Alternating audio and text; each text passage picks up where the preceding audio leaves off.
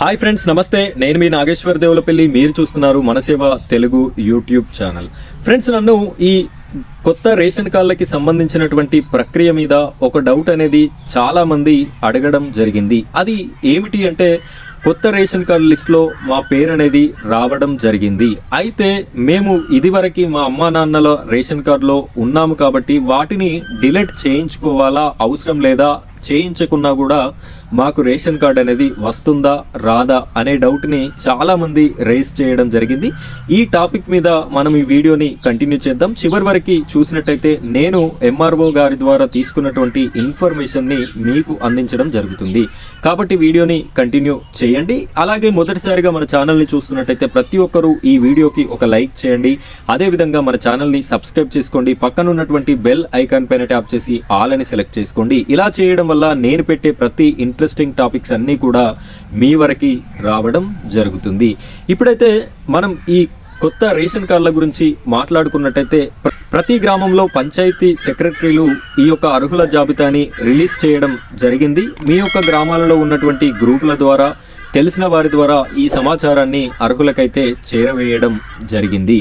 ఈ లిస్ట్లో ఉన్నటువంటి పేర్లు ఎవరి అయితే ఉన్నారో వారు మాత్రమే రేషన్ కార్డులకి అర్హులు అని చెప్పేసి ఒక లిస్టుని ప్రభుత్వం విడుదల చేయడం జరిగింది. దీన్ని ఏ విధంగా రిలీజ్ చేశారు అని చెప్తున్నారు అంటే, కులగణన సర్వేలో ఆధారంగా ఈ యొక్క లిస్టుని ఇచ్చాము అని చెప్పేసి చెప్పడం జరిగింది. కానీ ఇక్కడ మనకున్నటువంటి సమాచారం ఏమిటి అంటే, చాలా మంది అర్హులకి ఈ లిస్ట్లో పేర్లు అనేది రాలేదు. నేను మా విలేజ్ యొక్క లిస్టుని కూడా ఇక్కడ డిస్ప్లే చేస్తున్నాను. ఇందులో అర్హుల జాబితాలో నా యొక్క పేరు కూడా ఉండడం జరిగింది. మీరు చూడొచ్చు. ఈ విధంగా లిస్ట్ అనేది ప్రతి గ్రామ పంచాయతీలో గ్రామ పంచాయతీ సెక్రటరీ గారు ఇవ్వడం అయితే జరుగుతుంది.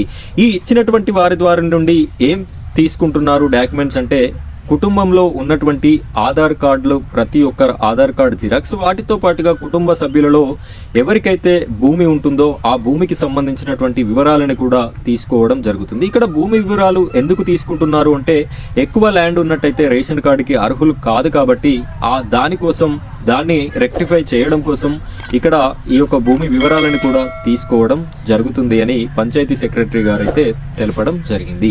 అయితే ఈ విధంగా లిస్టులో వచ్చినటువంటి వాళ్ళలో ఇదివరకే వారి అమ్మా నాన్నలలో, లేదు అంటే వారి అన్న వదినలతో ఆల్రెడీ రేషన్ కార్డుని కలిగి ఉంటారు కాబట్టి ఆ యొక్క రేషన్ కార్డులో పేరు ఉన్నా కూడా కొత్త రేషన్ కార్డు ఇష్యూ అవుతుందా కాదా అని చెప్పేసిన డౌట్ని చాలామంది అడగడం జరుగుతుంది.